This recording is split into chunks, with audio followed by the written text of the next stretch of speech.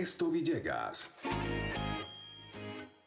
Muy buenas noches, amigas y amigos de toda la República Bolivariana de Venezuela, América Latina y el mundo. Bienvenidos a Toma Nota Venezuela. Hoy, domingo 29 de octubre del año 2017, a partir de hoy cumpliendo la palabra con traducción simultánea al lenguaje de señas, gracias a nuestra intérprete Melba García. Hoy, amigas y amigos, tenemos un invitado muy especial, viene del norte, tan lejos y tan cerca de los Estados Unidos, de México, lindo y querido.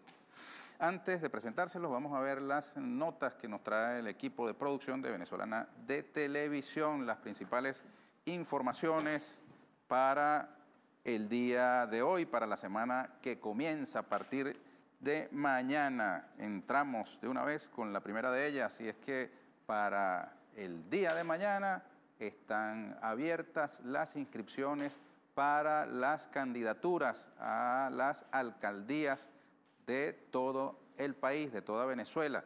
335 municipios tiene Venezuela y la Asamblea Nacional Constituyente ha decidido convocar a elecciones para el próximo mes de diciembre. La Asamblea Nacional Constituyente aprobó esta decisión por unanimidad a proposición del constituyente Francisco Ameliach. En la misma sesión de la Asamblea Nacional Constituyente se acordó la convocatoria a la elección del gobernador o gobernadora del estado Zulia ante la vacante absoluta debido a la negativa del gobernador electo Juan Pablo Guanipa del Partido Primero Justicia a reconocer y juramentarse ante la Asamblea Nacional Constituyente, como sí lo hicieron los 18 gobernadores electos por la Revolución Bolivariana y los 4 electos por el Partido Acción Democrática en Anzoátegui, Mérida, Táchira y Nueva Esparta.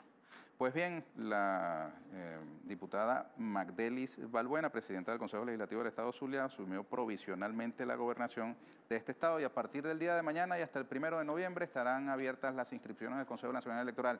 Recordemos que ha dicho al respecto el primer vicepresidente del Partido Socialista Unido de Venezuela, Diosdado Cabello Rondón. Adelante. Cuando haya elecciones de alcaldes, nosotros tenemos que estar preparados, listos y prestos para la batalla.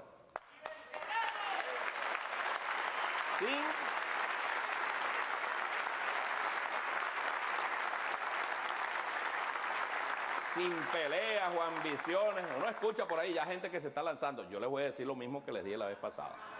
El que ande por ahí de bocado será candidato no sé qué cosa, ¿oyeron? Pero aquí tiene que haber disciplina dentro del Partido Socialista Unido de Venezuela y dentro de la revolución.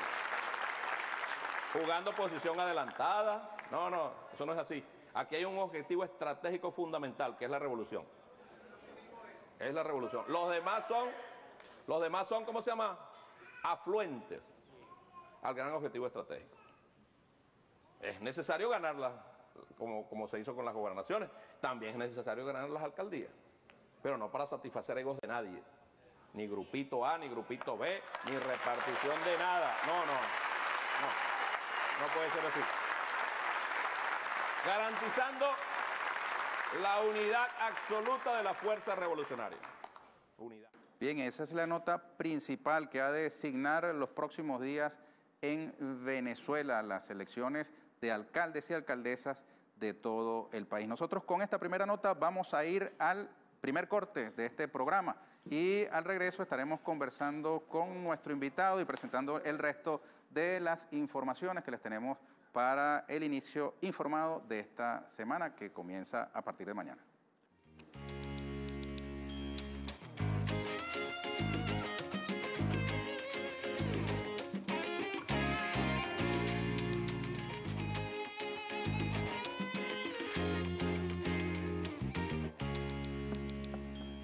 Bien, a esta hora les presento a nuestro invitado. Les decía que venía de México, México lindo y querido. Paco Ignacio Taibo II, escritor, documentalista y militante de las más nobles causas de la humanidad. Bien, bienvenido, bien. Paco Ignacio. Está buena esa presentación. ¿Cómo estás? De lo más bien. Mira, salió barato Paco Ignacio, porque en el reciente terremoto en Ciudad de México, lamentable, una cosa terrible. Sí. Por cierto, por allá estuvo nuestra protección civil venezolana, nuestra Fuerza Armada Nacional Bolivariana llevando ayuda humanitaria al pueblo mexicano, ¿no? Bueno, Paco Ignacio tuvo que bajar 3 pisos. 3 pisos, dando tumbos y golpeándose en la mano y tiene aquí unas heridas de guerra. Nada grave, nada grave. Nada grave para lo que tendón pudo fuera hacer. de lugar, nada grave. Comparado con lo que pasó ahí, nada. Pero un susto, ¿no? Intrascendente. Un susto. Pues sí. Y sobre todo una reacción maravillosa por parte de la gente. Mucho pueblo ahí en México, mucho pueblo para tan poco gobierno que tenemos. Notable, notable. Cómo la gente salió a la calle a darlo todo, a no pedir nada. La solidaridad más... Cada vez me vuelvo más de izquierda, maldita sea. Debe ser la edad que me hace más rojo. ¿Verdad? Qué bueno. Vamos a ver un video que preparamos sobre Paco Ignacio Taibo II, y así ustedes los conocen mejor. Adelante. Cuando se anunció que la Feria del Libro se iba a suspender por razones de que había un acopio, muchos de nosotros nos indignamos. No había ningún motivo para suspender una Feria del Libro y desde luego lo que no tiene sentido es tener el Zócalo ocupado por la policía. El Zócalo es de los ciudadanos y mucho más de los ciudadanos con los libros. ¿A quién le tiene miedo a los libros? Las tragedias de Eurípides, la interpretación de los sueños. No, vamos a dárselo a un poli para que se lo pase al jefe. Para que lo tengan ustedes aquí en la biblioteca y lo puedan leer maestros y alumnos. Porque un pueblo, amigos y amigas, un pueblo es su memoria, de dónde venimos, quiénes somos, para poder decir a dónde vamos. Y espero que algunos de ustedes los lean, los más curiosos, porque leer sí saben, ¿verdad? ¿Qué? ¿No? Son tímidos. Cuesta trabajo, ¿verdad? Sacarles una palabra. De aquella época es el juramento del guerrero Yaqui. ¿Lo han oído ustedes, el juramento? Sí. La traducción del juramento dice: para ti no habrá ya sol, para ti ya no habrá ya noche, para ti no habrá ya muerte, para ti no habrá dolor, para ti no habrá ya calor, ni sed, ni hambre, ni lluvia, ni aire, ni enfermedad, ni familia. Nada podrá atemorizarte, todo ha concluido para ti, excepto por una cosa, el cumplimiento del deber. En el puesto que se te designe, allí quedarás por la defensa de tu nación, de tu pueblo, de tu raza, de tus costumbres, de tu religión. Y terminaba preguntándole a los guerreros: ¿juras cumplir con el mandato divino? Bien, lo tenemos aquí, en la cuna de Simón Bolívar. ¿Tenías tiempo que no venía, Paco? Un año y medio, algo así. Año y medio, ¿no? Sí, que estuve presentando una novela y estuve en los ranchitos viendo cosas que me apasionaron mucho. Una cooperativa de trabajadores de vivienda, un proyecto cultural bien interesante. Sigue uno de lejos. El problema con México y Venezuela es que, hijo, estamos tan lejos, ¿no? En cierto sentido. En el peor de los sentidos, la información, ¿no? La información que pasa de Venezuela hacia México es terrible. Ajá, y dime, terrible. ¿no te pasó que cuando te venías a Caracas, de pronto algún familiar o algún amigo te dijo: oye, pero cuídate que allí las cosas son de tal y cual No, manera? yo escojo a mis amigos y ¿Ah, sí? a mis familiares. Todo el mundo dijo: llévale mi saludo, los rojos, rojitos. Qué bueno, porque hay gente que viene Pues sí, con la idea de que va a de que está encontrar cayéndose, una caray. cosa invivible, ¿no? Terrible, Hostil. terrible, la mala información, la pésima información que circula y además bombardeo, ¿no? Y amenaza, no quieren ser como Venezuela. Y yo digo, sí, ¿cuál es? Yo hay ratos en que me gustaría ser como Venezuela, ¿sí? Que México viviera una serie de experiencias que se vivieron y se están viviendo en Venezuela bien interesantes. Mira, pero vienes a propósito del Congreso De Historia. Nacional e Internacional de Historia, que se va a desarrollar en los próximos días en Yaracuy, en San Felipe, Sí, la capital pero del estado de yo Yaracuy. solo participo en el primer día, que es mañana, aquí en Caracas, porque tenía compromisos en la Ciudad de México. Entonces voy a estar mañana a las 2 de la tarde en la conferencia para aquí en la historia. Bien. Te decía antes del programa que te tengo una sorpresa en este escritorio viejo que ocupamos aquí. Saca. Paco Ignacio escribe largo, ¿verdad? Sí. ¿Ah? Y tendido. Mira nomás. Mira. Pero Este está libro- anotado y todo. Este es un libro que trae tu firma, mira. Fue dedicado a este servidor en el año 2006. Estuvo por aquí En la Paco Feria del Ignacio. Libro. Estuve tomando algunas notas en aquella época, esas notas son viejas, del año 2006. Es una biografía del Che Guevara, ¿cierto? Cierto. Lleva 1 millón de ejemplares. 1 millón de ejemplares. En 28 Imagínate países. En 28 países se ha publicado y tú. Bueno, distribuido. volvió a tus manos. En el año 2006 viniste a presentarlo acá a una feria de libros, si no me equivoco, ¿cierto? Sí. Y esta otra Ya nomás. Tienes mis... tiene la del Che Guevara y ahora la de Pancho Villa. ¿Mm? Pancho Villa, una biografía narrativa. Y uno más reciente, pero no, creo que no es el último. Sí, Uno escrito a 4 manos, ¿no? con el Con subcomandante. el subcomandante Marcos y Paco Ignacio Taibo II. Muertos incómodos. Es una Falta novela lo que policíaca, falta. sorprendentemente. ¿Cómo es eso? Pues un día Marcos dijo, vamos a escribir una novela policíaca, y yo dije, vamos. Y fue una locura, porque la escribimos en 12 semanas, sin posibilidad de volver sobre lo que escribíamos, se iba publicando simultáneamente. Un experimento interesante, no lo volvería a hacer en mi vida, pero interesante. Mira, pero fundamentalmente eres historiador, ¿verdad? Fundamentalmente soy historiador cuando no soy novelista, cuando soy novelista, soy novelista. O sea, voy alternando. Pero Para mí- el estilo de la biografía o de los escritos históricos es novelado, ¿verdad? No, son libros de historia, narrativa, pero de historia. Pero con una narración, digamos, Sí. que pareciera una novela. La idea sería más o menos sencilla. La idea sería lo que sabes como escritor de técnica narrativa, etcétera, ponlo en la historia, pero mantente el rigor de la investigación al máximo. O sea, ¿por qué la historia tendría que ser aburrida? Y la respuesta a eso no. Es posible hacer hoy una historia narrativa igual de rigurosa que cualquier historia académica, pero que sea leída con placer. A mí me llamó mucho la atención la biografía del Che. Ernesto Guevara, también conocido como el Che, porque hablan muchas voces simultáneamente y dan versiones distintas sobre hechos determinados en la vida del Che. Y son citadas en la misma... Y a veces en la misma contradictorias. biografía. A veces contradictorias. Yo parto del supuesto de que el lector es inteligente y no de que hay que adoctrinarlo o hay que dirigirlo tirándole de las orejas cuando escribes una historia. Cuéntale los hechos, cuéntale cuando hay versiones, cuéntale las contradicciones y deja que el lector decida, ¿no? Así es, así es. Bueno, yo me inspiré Sigue muy sacando de ahí modestamente adentro. a partir de la lectura de este libro y de las notas que, como tú bien notaste, le hice. Yo me dije, ¿por qué no escribir lo que estamos viviendo en Venezuela? Lo que hemos vivido en Venezuela también con un estilo similar o pretendidamente similar, volcando todas las versiones sobre hechos controversiales. Y me salió este libro, Abril Golpe Adentro, sobre el golpe de abril del año 2002 contra Chávez, que ahora yo te retribuyo y te lo regalo a ti. Y si lo publicamos en México en la Brigada Paralela en Libertad, que regalamos libros a la gente, Pues tienes todos los no te derechos. pagamos nada. Nada. Pero me pagas con la te satisfacción de que lo te lean. mandamos libros Así es. a cambio. No, hombre, con la Te satisfacción lo de ser leído. agradeceríamos porque el nivel de desinformación sobre Venezuela es verdaderamente trágico. Y de simpatía desde abajo, ¿no? Pero hoy te agradezco. Sobre eso, sobre lo que está sucediendo en Venezuela y en América Latina, vamos al regreso de la pausa. Ya venimos con Paco Ignacio Taibo II.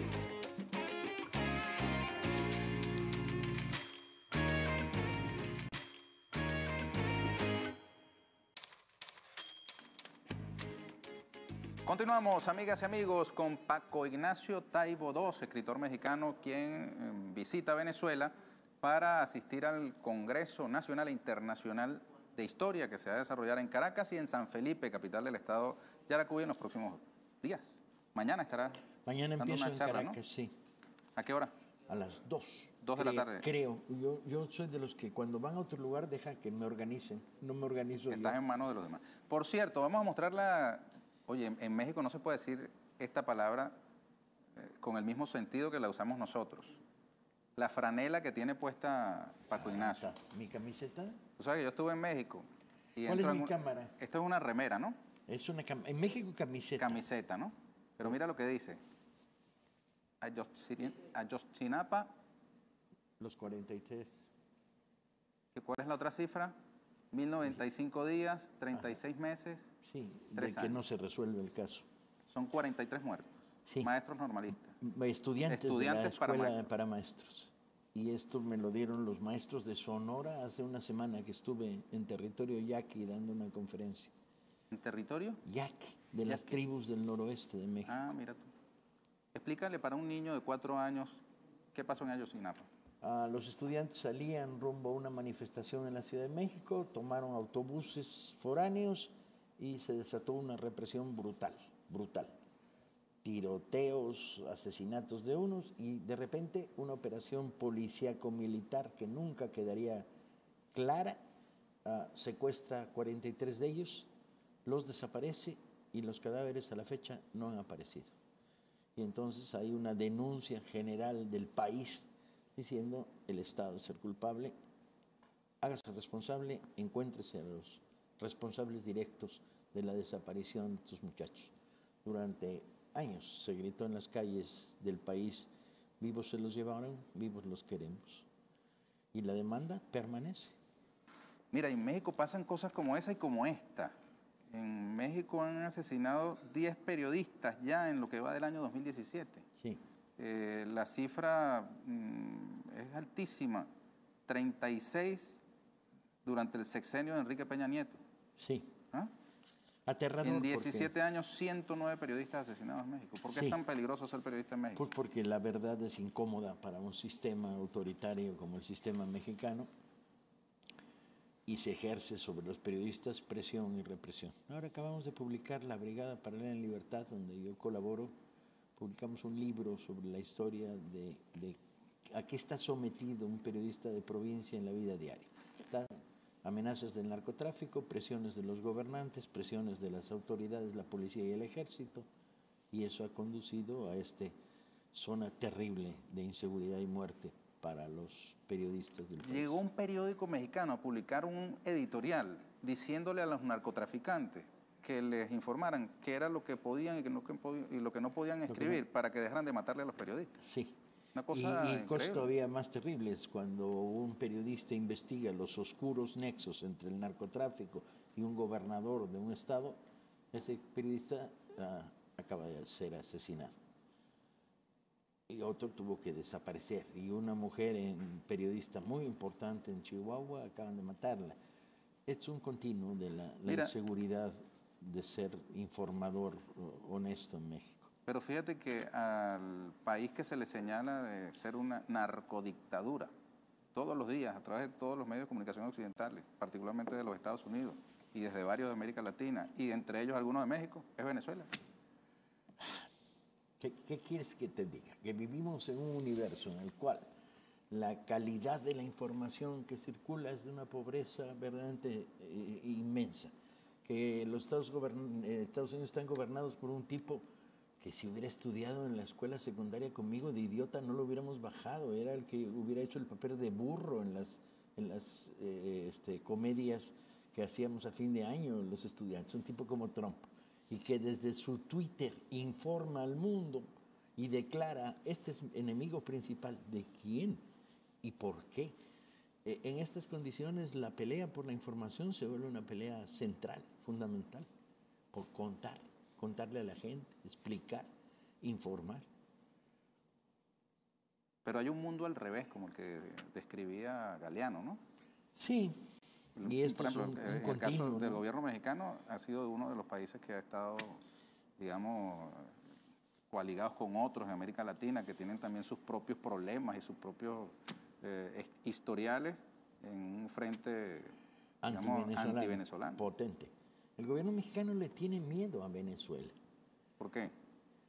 Pues supongo que tenga miedo porque tiene miedo a que se produzca un cambio profundo en México en el nivel que a ellos les aterra. Un cambio que altere las tres claves que hoy sostienen al gobierno mexicano, que es el proyecto neoliberal, absurdo, ridículo, gangsteril, criminal, antipopular, la guerra contra el narco que se inventaron para tapar un fraude electoral y el fenómeno de la corrupción que en México ha llegado a niveles ya insospechados.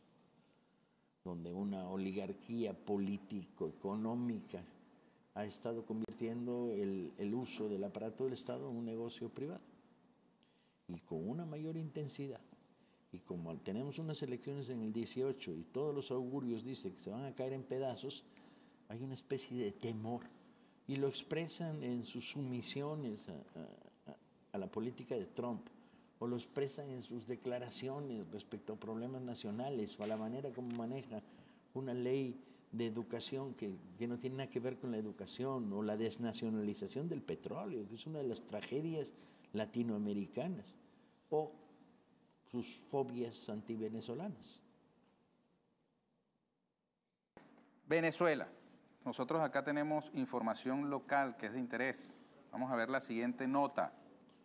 Los gobernadores arrancan buchones. Pues no sé si se enteraron en México que en Venezuela acaba de haber elecciones el 15 de octubre. 18 gobernadores fueron electos del campo de la Revolución Bolivariana y 5 del campo de la oposición. Se produjo tremenda sorpresa por una cantidad de medios que pronosticaba que la Revolución Bolivariana se desmoronaría. No hallaba cómo explicar esto que había pasado. Pero el hecho de que haya elecciones no es contradictorio con la idea de la dictadura, que al mismo tiempo se vende en el exterior. Bueno, esa es parte de la clave. Que alguien me diga cómo puede resistir una dictadura. 19 elecciones llevan 23. Ustedes. 19 la última vez que las conté, de las cuales las posiciones políticas progresistas han ganado 20 de 20, ¿no? Nadie te explicará eso en los medios de información. Esta es zona de oscuridad. Mejor no lo cuentes, porque en México tienes que contar que ha habido 3 últimas elecciones presidenciales manchadas hasta las cejas por el fraude, ¿sí? Fraudes comprobados. Y lo hemos vivido los ciudadanos una y otra vez. Entonces, ¿en nombre de qué el gobierno mexicano se atreve a dar lecciones de democracia a otros países? Tú sabes que yo comentaba que en México fui a una tienda de lo que nosotros llamamos franelas, que es eso que tú tienes puesto. Y le digo al muchacho que atiende, le digo, ¿cuánto cuestan las franelas? Y él me dice muy molesto, aquí no vendemos franelas. Sí. Y yo le digo, bueno, ¿y eso qué es? Son remeras o camisetas, ¿no?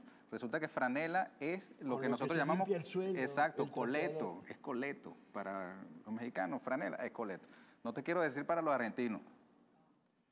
Averigüen ustedes. Pero bueno, decía que los gobernadores arrancan buchones. En México se entiende lo que significa buchones. No. Bueno, buchones porque el presidente Nicolás Maduro ha arrancado su relación con los gobernadores electos, se ha reunido con los 18 gobernadores bolivarianos y ha aprobado recursos por cantidades siderales, recursos excedentarios de la recaudación del ente recolector de impuestos en Venezuela, recaudador de impuestos, que es el CENIAT, por 471.903 millones de bolívares. Hubo 2 días de taller de planificación estratégica con los 18 gobernadores para inversiones en el área de seguridad, obras públicas, salud pública, plan de asfaltado, carnet de la patria, misiones y grandes misiones, plan nacional de siembra, CLAP y economía. 137 obras priorizadas por 842.590 millones. También planes de asfaltado, rehabilitación y mantenimiento vial por 1.798.802.000 bolívares, un realero. Y luego ha hablado telefónicamente el presidente con los gobernadores de oposición, con 4 de 5, que se juramentaron ante la Asamblea Nacional Constituyente. Luego de haberlo pensado, decidieron juramentarse ante este organismo. Entrar en la legalidad. Entrar en el carril de la legalidad. ¿Cómo ven ustedes eso? Bueno, sorprendió mucho el resultado de las elecciones. Sorprendió incluso a los simpatizantes, que creíamos que el nivel de desgaste de la Revolución Bolivariana es más profundo.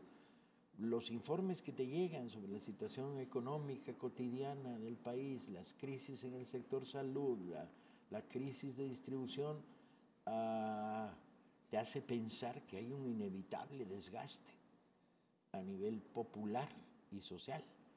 Y sin duda lo debe haber, lo que uno pregunta y ve, pero la sorpresa es que no haya repercutido políticamente.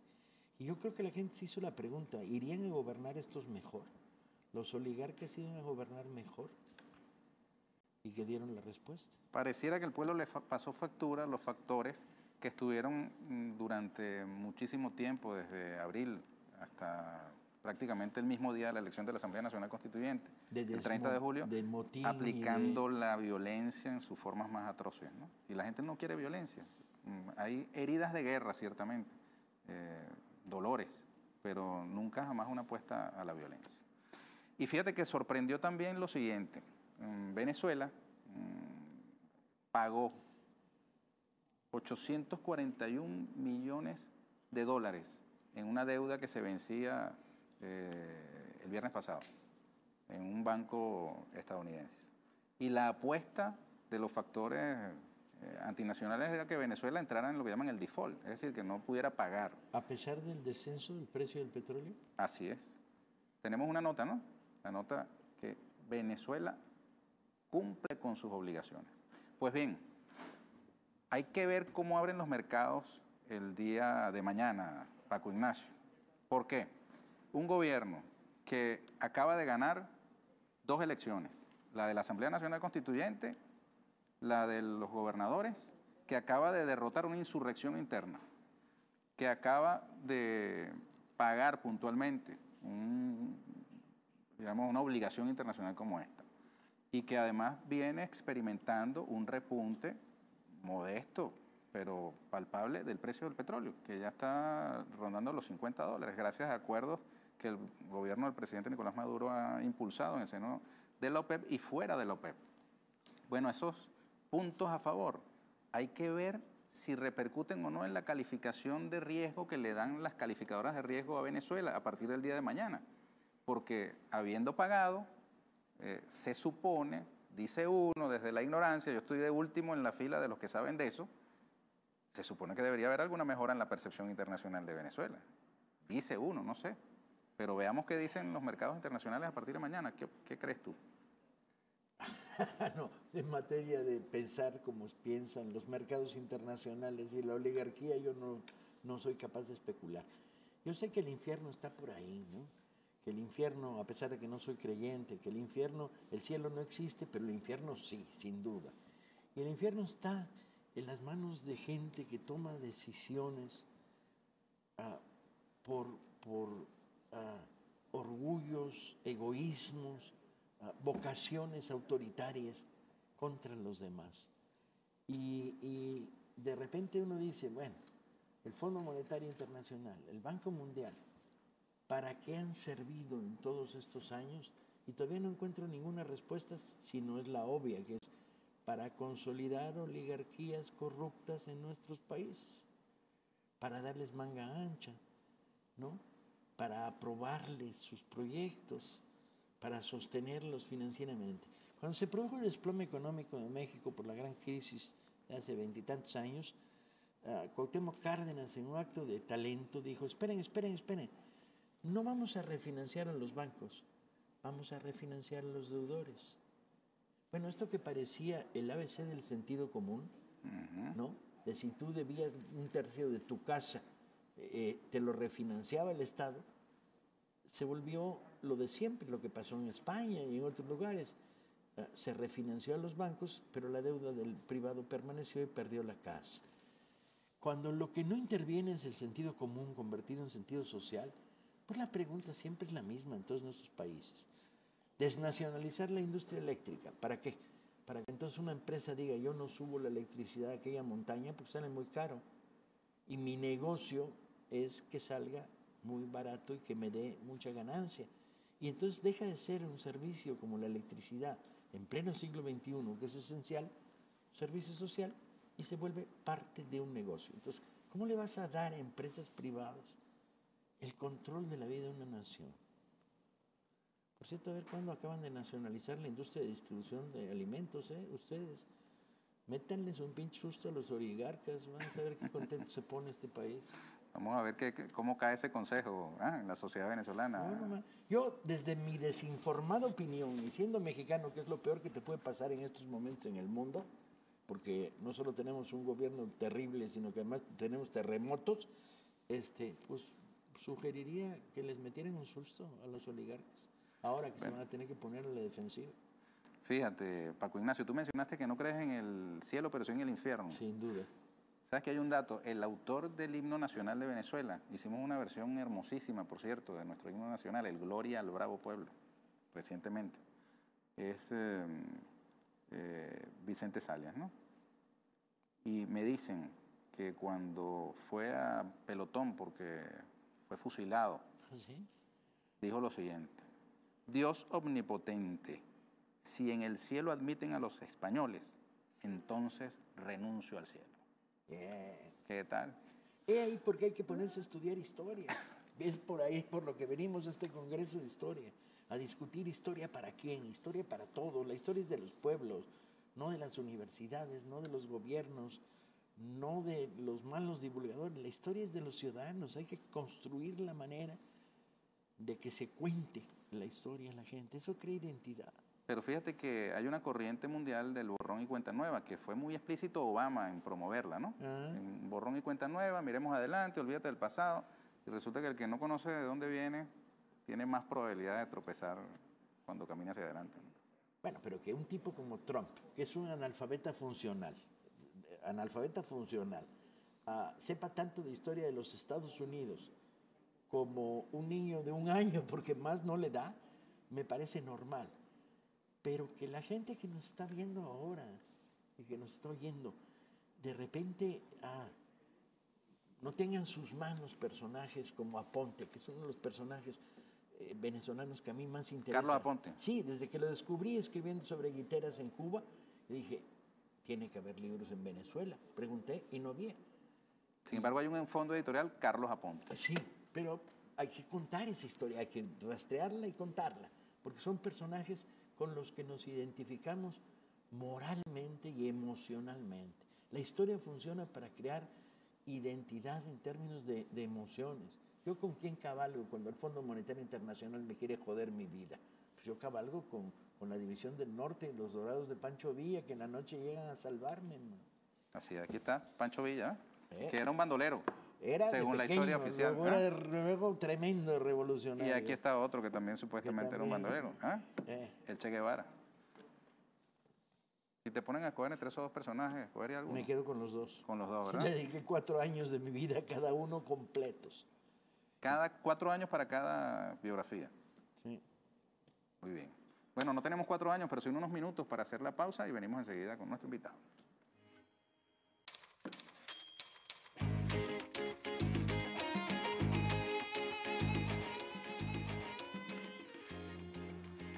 Recta final de Toma Nota Venezuela con nuestro invitado de hoy, Paco Ignacio Taibo II. Tú te llamas igual a tu padre, ¿no? Por eso uso el 2. Por eso usas el 2. Fue Un gran mexicano, ¿no? Un acuerdo de caballeros. Cuando yo escribí mi primera novela, mi padre dijo, ¿cómo nos vamos a llamar? Y dijo, bueno, pues yo el 1, tú el 2. ¿Tú quieres ser el 1? Dije, no, a tanto no llego de atrevimiento. ¿Qué tanto te marcó el viejo? Mucho, mucho. Me enseñó que el periodismo y la literatura son una obligación moral y que escribes para otros y que eres la voz de los ciegos que no pueden ver y el oído de los sordos. Y bueno, a veces me abrumaba y me sentía como una losa en la espalda, pero siempre como una losa que empujaba, que apoyaba. ¿Cómo te defines tú, Paco Ignacio? Ecléctico, herético, rojo de toda la vida. ¿Qué es rojo? ¿Comunista? No, yo soy una mezcla curiosa entre socialista, guevarista y libertario. He bebido de tantas fuentes. Tú sabes que dicen que en México es muy acendrada la religión, que en algún momento el Partido Comunista Mexicano decía que era marxista, leninista y guadalupano. Sí, no está mal. Lo que pasa es que, bueno, yo no me asumo ni como marxista, ni como leninista, ni como guadalupano. ¿Y qué es de la vida? Me asumiría como panchovillista, guevarista. ¿Y zapatista? Y zapatista, sin ¿Qué es de la vida del subcomandante Marcos? Ahí anda en las montañas. Pero sí. Ellos no quieren la toma del poder.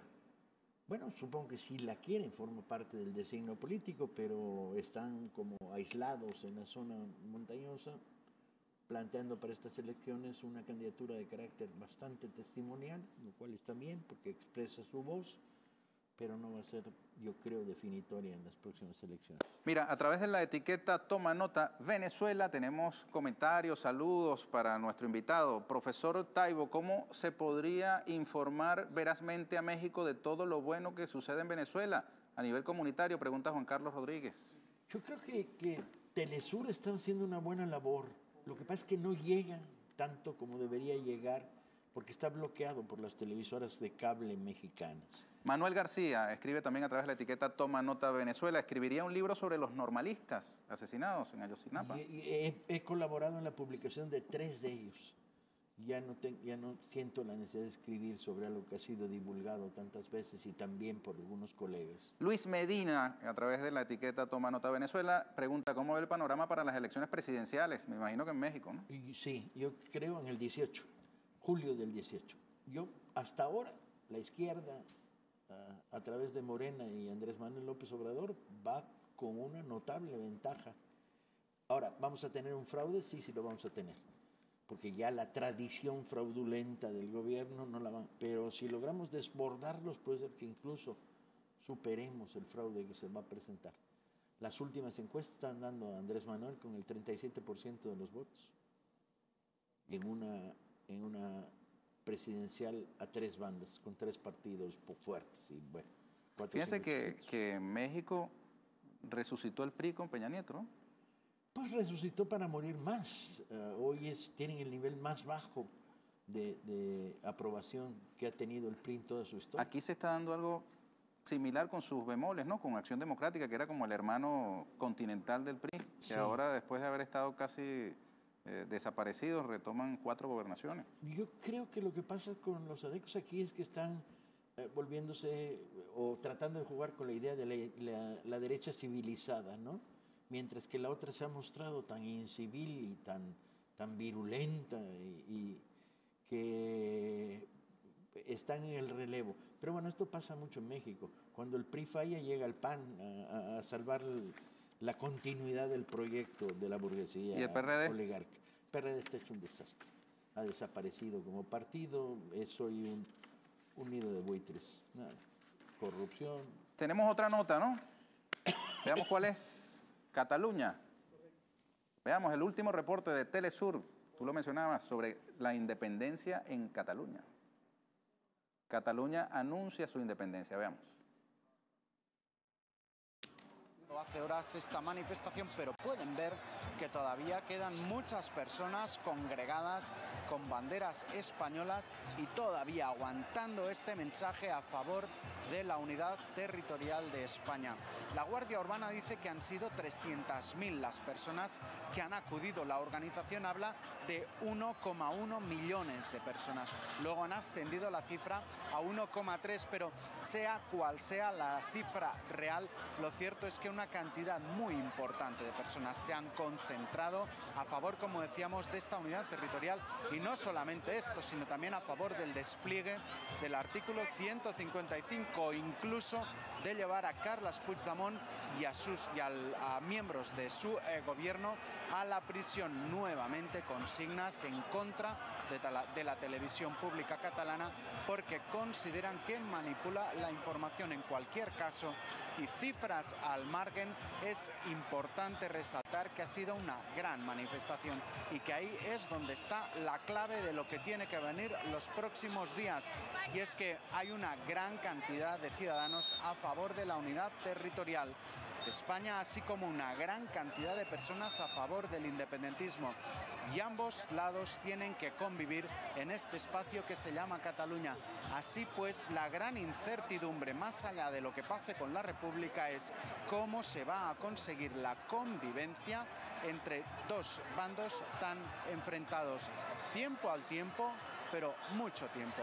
Aquí sí que le queda a Cataluña muchos años para ir asumiendo esta realidad a la que le cuesta encajar. Desde América Latina uno ve ese proceso con sorpresa, ¿no? Sí. Y unas automáticas simpatías que se despiertan por nuestro pasado también independentista, pero ¿cómo lo ve yo lo que pasa es Paco que Ignacio Taibo II? El independentismo catalán siempre tuvo una cara pequeño burguesa que nunca me gustó, y que además tenía una componente de construcción de otra minoría. ¿Y qué haces con los obreros malagueños que viven en Cataluña?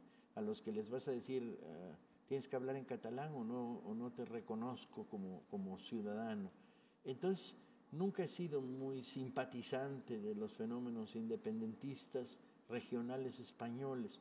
Sin embargo, creo en el absoluto derecho que tiene todo el mundo a decir si quiere o no quiere formar parte de una nación. Entonces, ahí los errores de los gobiernos reaccionarios pues, han sido terribles, ¿no? En lugar de permitir y darle forma a un referéndum real que tomara la opinión de la enorme mayoría posible de los habitantes de Cataluña, pues reprime el referéndum y polariza más la situación. Y fíjate que están tan preocupados de Venezuela, chicos. Sí. Cada rato en los periódicos españoles. De hecho, está aquí en Venezuela, por cierto, Jordi Évole, del programa Salvados, de La Sí, Sexta. excelente. Hicimos los enlaces para que entrevistara al señor presidente Nicolás Maduro, cosa que va a suceder en las próximas horas. Pero los españoles sabían más de la política venezolana, entre comillas, sabían, entre comillas, de saber realmente lo que pasaba, porque aparecían a cada rato las portadas de sus periódicos llenos de nuestros personajes de la oposición. Le dedicaron, pero kilómetros de tinta, de papel, años de transmisión en todos los canales sobre lo que aquí estaba ocurriendo en Venezuela, y resulta que en el propio patio tenían tremendo rollo por explotar. No me cuesta ningún trabajo hablar mal de los medios de comunicación españoles, exceptuando, por ejemplo, a Jordi Évole, que me parece un maravilloso reportero y un cronista muy acertado y muy ecuánime y crítico, pero muy inteligente. Pero en general los medios españoles cayeron en manos de la derecha de una manera patética. La ofensiva contra los muchachos de Podemos por sus supuestos pecaminosos nexos con Venezuela era de un cinismo, de un descaro y de un doble lenguaje verdaderamente notable.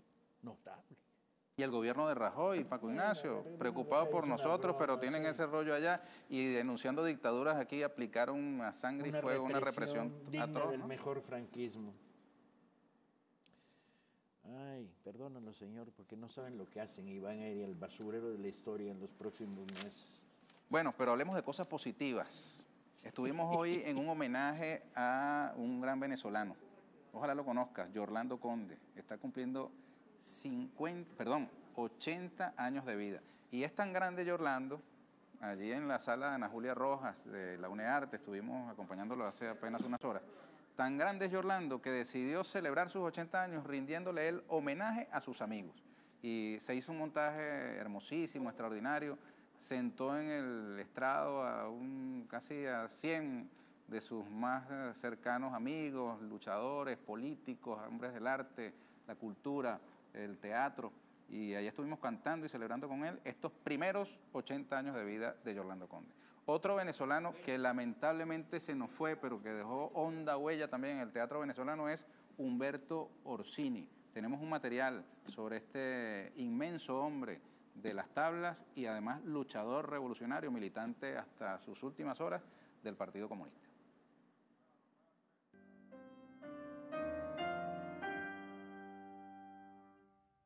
La escena se estremece de pena y una extensa lágrima se asoma desde el proscenio.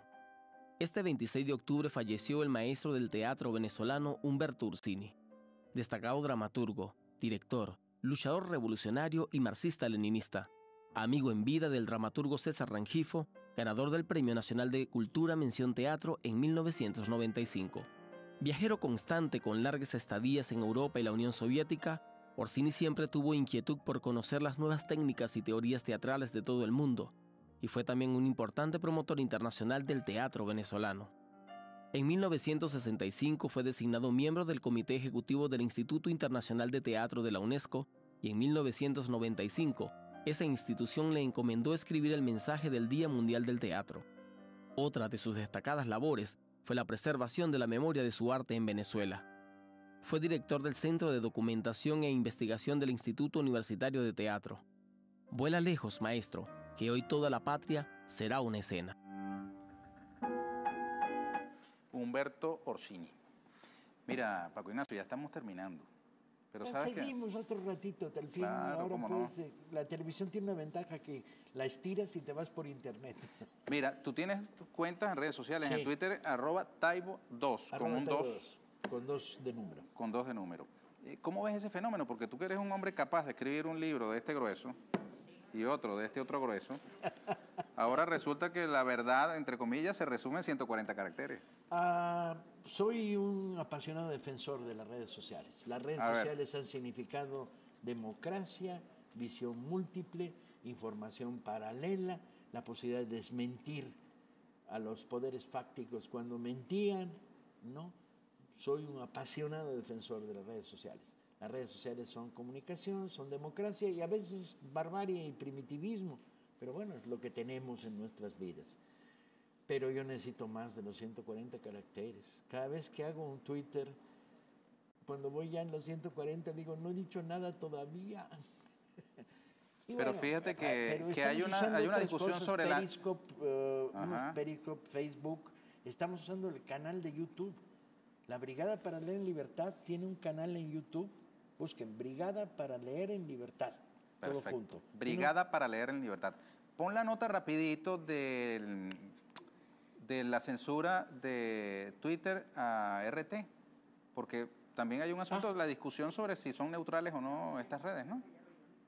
Y sabes que hay una... No sabía. Sí, anunciaron una censura de contenidos de publicidad de Russia Today en Twitter. Ah, caray. ¿La tienes a mano? Me avisas. Sí, la tenemos. Veamos.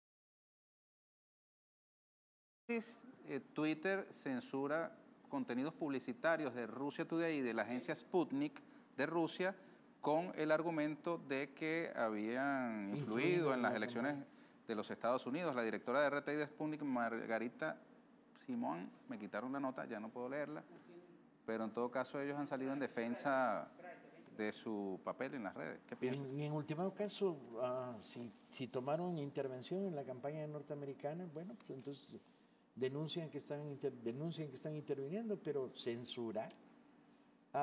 En cuanto dejemos que empiecen a censurar, la censura siempre ha sido un instrumento de los poderes autoritarios.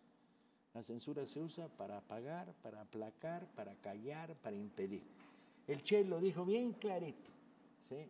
Las ideas no se reprimen, se discuten, ¿sí? Y cada vez que lo invitaron al debate, entró al debate. ¿Y cómo, además? Mira, Paco, ya te tengo que censurar porque se acabó el tiempo, ¿no? No es de mi agrado tener que decirlo. Pero quisiera un mensaje para las venezolanas y venezolanos que viven, digamos, momentos rudos, difíciles, con todo el cuadro que ya tú, digamos, habrás conocido, pero también al mismo tiempo un momento de gran participación. Hemos tenido altísima participación en las últimas elecciones, vamos a nuevas elecciones de alcaldes ahora en el mes de diciembre. Tenemos una democracia, digamos, pujante, que está sometida pues, a una campaña gigantesca, ¿no?, en el mundo. Yo diría lo mismo México, que ¿qué me le dices? digo a mí mismo y lo mismo que digo en México en actos públicos. Yo me diría lo mismo, diría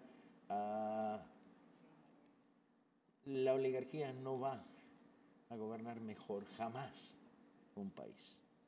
Y en esa medida más vale que profundicen el proceso de la revolución bolivariana.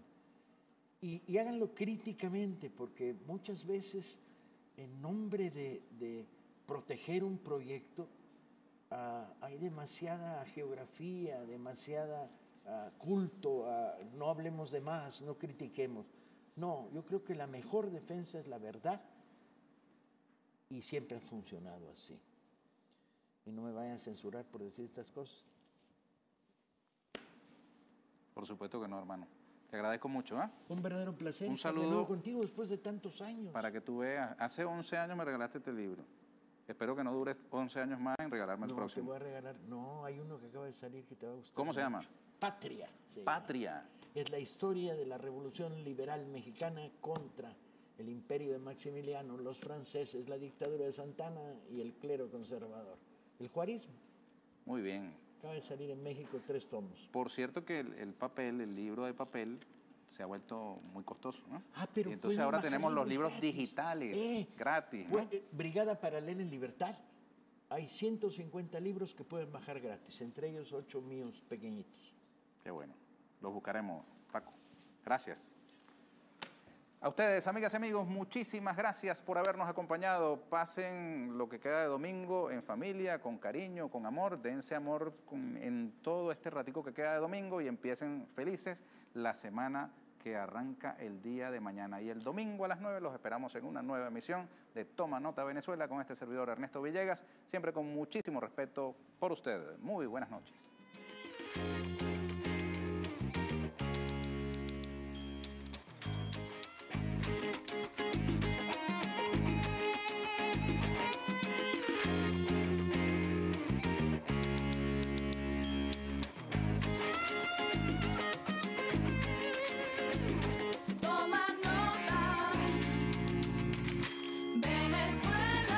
Ernesto Villegas.